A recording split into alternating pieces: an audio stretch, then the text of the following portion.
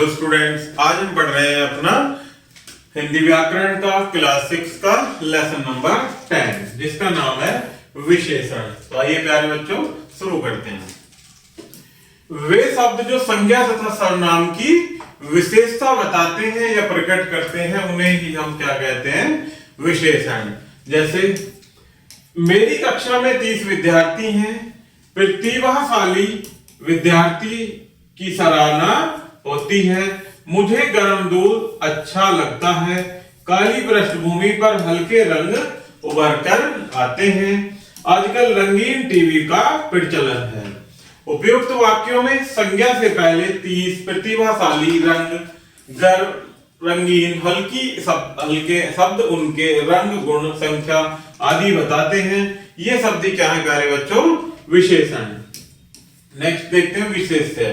विशेषण शब्द जिस व्यक्ति या वस्तु या स्थान की विशेषता बताते हैं वही शब्द क्या कहलाते हैं, विशेष्य। जैसे हमने ये उदाहरण पढ़े, हम क्या बोल रहे हैं कि मेरी कक्षा में 30 विद्यार्थी हैं।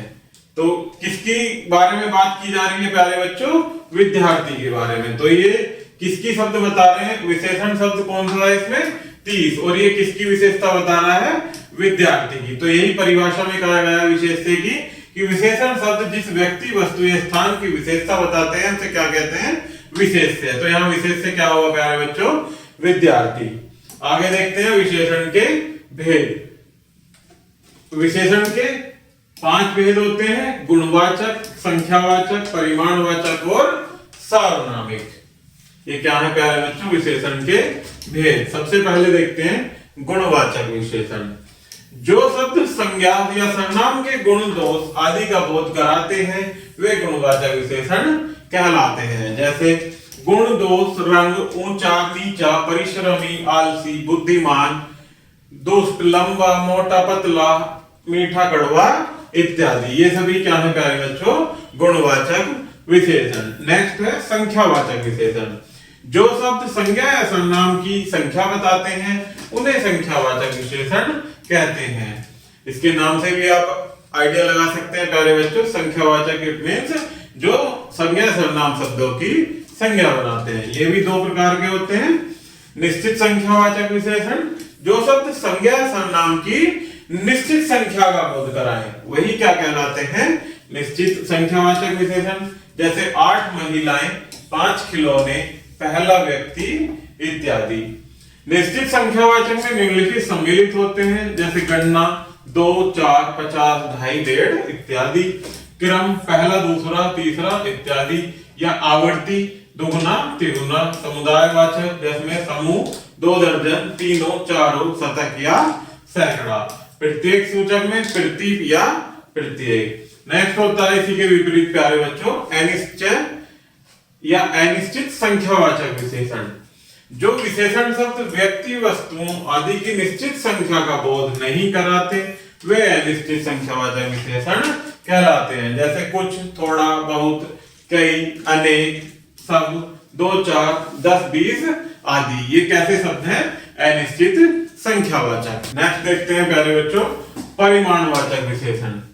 जिन विशेषण शब्दों से संज्ञा या सर्वनाम शब्दों के माप तोल की विशेषता का बोध होता है उन्हें परिमाणवाचक विशेषण कहते हैं। जैसे 10 किलो गेहूं तोलने के बाद पैसे लूंगा। कितनी, 10 किलो, अर्थात ये कैसा है, नाप तोल शब्द।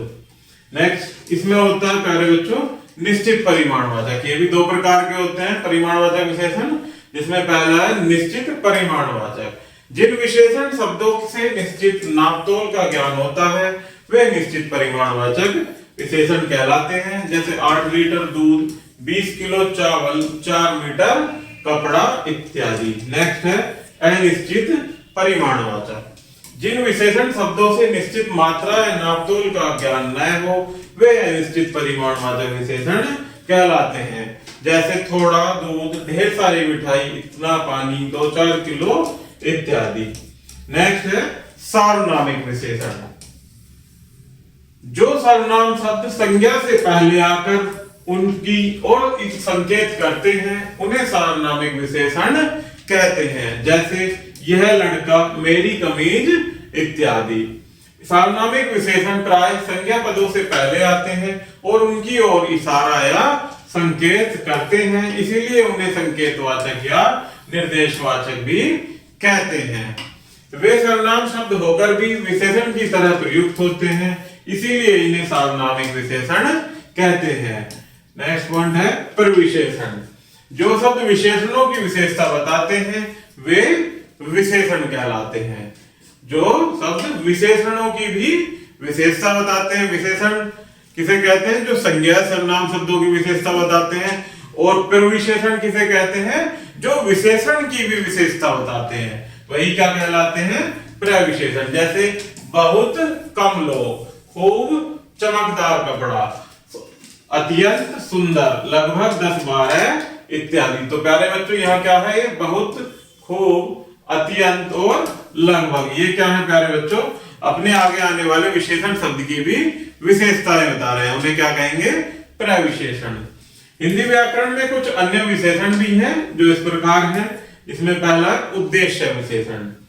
जो विशेषण शब्द विशेष्य से पहले आते हैं वे उद्देश्य विशेषण कहलाते हैं। जैसे पीला गुलाब, भला आदमी, परिश्रमी छात्र, ये कैसे हैं? उद्देश्य विशेषण।